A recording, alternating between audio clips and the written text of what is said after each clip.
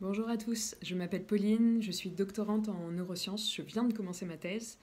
et j'ai dû l'interrompre pendant la crise du coronavirus pour prêter main forte au sein du ministère de la Santé dans les équipes du cabinet du ministre.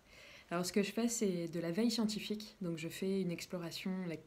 quasi exhaustive de tous les contenus scientifiques qui existent dans le monde et mon but, c'est de pouvoir rassembler tous les éléments pertinents en éléments de langage et en notes pour le ministre, pour le directeur général de la santé, afin qu'ils puissent prendre des décisions les plus éclairées possibles par la science.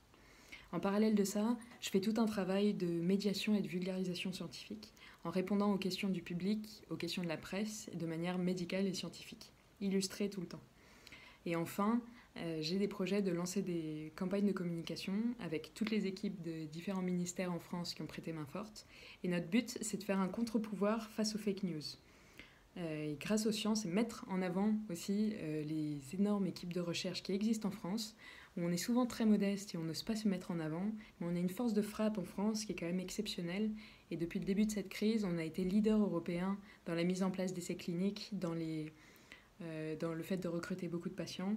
et de lancer une dynamique de collaboration complètement incroyable qu'on n'a jamais vue avant entre les hôpitaux, les centres de recherche, au niveau européen et même au niveau mondial. Donc je suis très contente d'y participer. Et je suis aussi à fond, je mets toute mon énergie en ce moment là-dedans. Donc j'ai suspendu ma thèse pendant 2 mois au moins pour mettre toute mon énergie dedans et puis pouvoir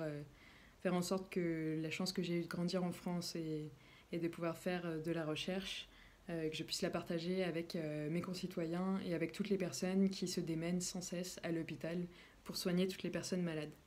Je vous remercie et je vous souhaite une excellente journée.